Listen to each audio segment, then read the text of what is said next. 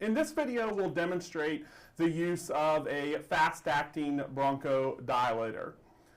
So we'll say that we've been called to a patient that is experiencing breathing difficulties. En route to the call, I will want to do my scene size-up function. So constantly being aware of scene safety, I'd want to make sure that I have BSI or PPE on.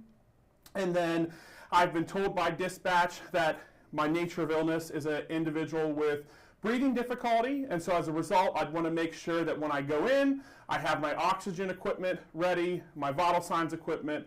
I've been told that I have one patient.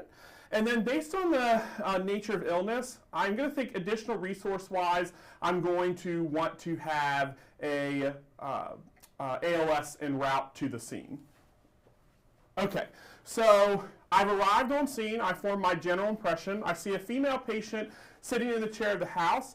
I can hear that she's having some audible respiratory distress. She's kind of tripoding a little bit here. So to me, automatically, just seeing before we even talk to her, she's having some definite respiratory distress. So I'm going to introduce myself. Hi, I'm Robbie. I'm an EMT with the fire department. What's going on today? I'm having some trouble breathing. Okay, so it's obvious that the patient's having trouble breathing. I don't need to worry about C-sign stabilization as this is not a trauma patient. When I consider my AVPU, the patient is alert and is able to speak to me currently. Let's go down through our ABCs. So I can tell that her airway is patent, but there's probably some obstruction deep in the lung just based on the wheezing that I'm currently hearing from her. When I look at her breathing rate is elevated. And so based on those two things, remember the purpose of primary assessment is to treat life threats. I would go ahead and place this patient on a non-rebreather mask at 12 to 15 liters per minute. So we would say that I would go ahead and do that. And that's important. Oxygen is not something that we wait to do. Immediately once we determine that that patient's having any kind of breathing difficulty or needs support, we're going to go ahead and place that oxygen. And I could put a pulse ox on her as well too, but because of the signs that I'm already seeing as well as her described symptoms, it's pretty clear to me that she needs oxygenation. So that's done. My last part is my circulation. I can see just looking at her, she's pale, she's diaphoretic. May I check your pulse? Yes. So I'm going to go ahead and feel for her pulse. Her pulse is rapid, okay? So that's my ABCs. Last part of my primary assessment is determine my priority. She's going to be a high priority patient. This is another example of a medication that is really an emergent medication. So I'm just going to kind of get a quick sample assessment on her, but then immediately give that medication that she needs in order to breathe better.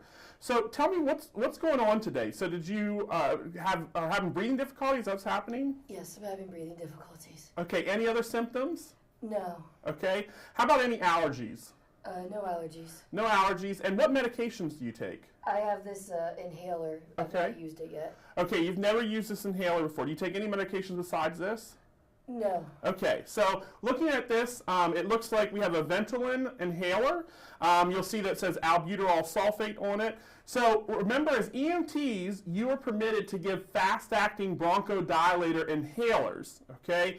It's important to understand what's a fast-acting bronchodilator because there are other maintenance inhalers out there on the market that are not for this type of emergency. So generally on a fast-acting bronchodilator, you'll see like albuterol listed on it.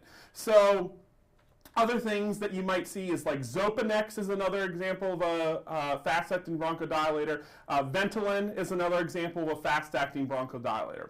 This is not something that we carry on the ambulance, so it has to be the patient's, okay? It can't be the patient's family members, that someone else is a friend of the patient. It has to be the prescribed to the patient.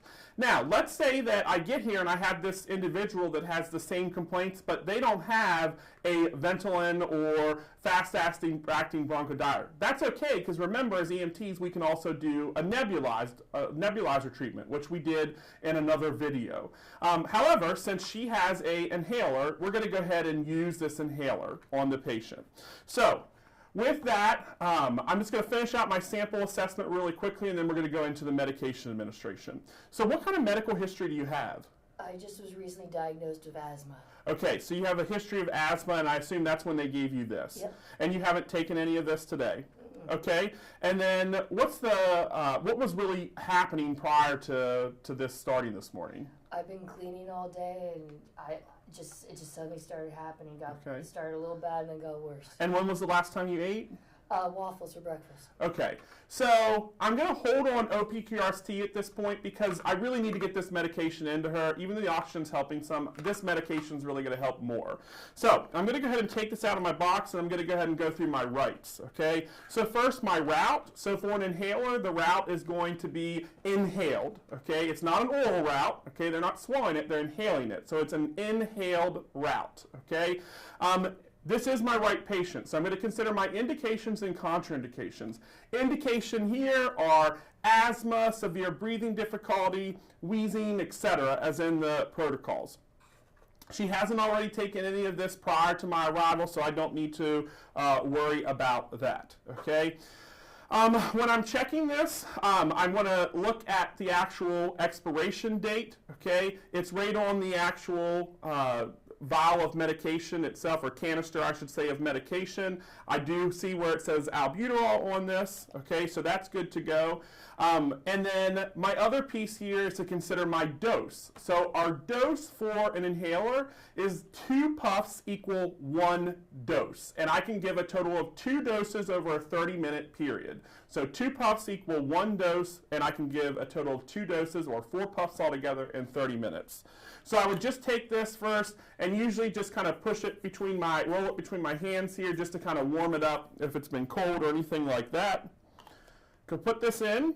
Okay, I'm going to make sure to document the time that I give this and any kind of effects that I see as a result. I want to explain the procedure to the patient, especially since this patient has not used this before. So in a minute, what I'm going to do is I'm going to help you use your inhaler, because it's going to help you feel better when it comes to your breathing, okay? And so what we'll do is we're going to practice breathing first, okay? And I just want you to breathe normal, okay? And then I'm going to tell you that I'm going to, as you're breathing in, I'm going to press down on this. It's just going to mist in, okay? And then I'm going to tell you to hold your breath for as long as comfortably possible, okay? We don't want you to pass out, so if it's 2 seconds, 3 seconds, that's fine. And then you can breathe normally, okay? And then I'll give you a second or two to breathe normally, and then we'll do the same thing again for a second puff. You want to hold it as long as comfortably possible. Understood? Yes. Okay, so I'd go ahead and take my cap off of this. For kids, sometimes you'll see a device called a spacer on this. It's just a tube that connects to this. The process of administering is the same. It's just that sometimes kids aren't able to follow those directions as easily. They're not able to hold their breath as long, so it kind of puts that mist into a little tube which they can then breathe in as appropriate. Okay? So what I'm going to do is I'm going to place this in your mouth. You're going to hold on to it. I want you to breathe in, and when you breathe in, I'm going to press it, and then you're going to hold your breath, okay? For as long as comfortably possible, okay? So 1, 2, breathe in, hold your breath. Okay.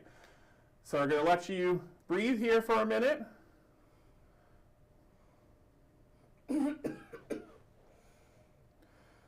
Okay, and that's normal. Sometimes they'll start to cough as this medication works and loosens up things in their airway. Okay, we're going to do that one more time, okay? You're going to breathe in and hold. Okay, great. So you may feel a little bit jittery, you may have some coughs and things like that. That's normal. We're going to keep you on the oxygen, and then here in about 10 minutes or so, we're going to reassess, 10, 15 minutes, and see how you're feeling, okay? Okay, so let me do a focused assessment now that I've got that emergency medication in. So I'd want to go ahead and listen to lung sounds bilaterally on this patient, see what I'm actually hearing. I want to look at the chest, make sure I've got equal rise and fall of the chest. I'll go ahead and get a set of vital signs on this patient, and I'll go ahead and do my OPQRST. Remember, OPQRST is not just pain, okay? OPQRST is a symptom measurement. So tell me, when did your breathing difficulties start? About an hour ago. About an hour ago. And was there anything that really provoked it? I know you said you were cleaning. You think that might have been it? I think so. Okay. And then radiation doesn't really apply for this symptom, so we'll skip over radiation. Severity. Prior to me giving that albuterol, on a scale of 1 to 10, 10 being the worst breathing difficulty you ever had and 1 being like none, normal breathing, how would you have rated that before the neb? A 7. Okay, and now that I've given you the inhaler, how would you rate it? It's clearing up. It feels like a 3 now. Okay, so it's clearing up now. And then it's something that came on suddenly or slowly over time? Oh, slowly over time. Okay, so my OPQRST is done. I've done my vital signs. We'd go ahead and transport her to the hospital, continuing to reassess the lung sounds, focused assessment, continuing to monitor her condition. We could give this one more time for 2 puffs. And if beyond that we're still having breathing difficulty, then we could go ahead and consult to give more than that, okay? Or you may want to consult to consider giving a nebulizer instead. But you would need to consult to do that because we've already done the fast-acting bronchodilator. So you would never give the bronchodilator and then pull out your nebulizer and give that. You'd want to consult before you decide to go a nebulizer route on the patient. We'd go ahead and make notification to the hospital, reassess vital signs, and that would be the end of care for this patient.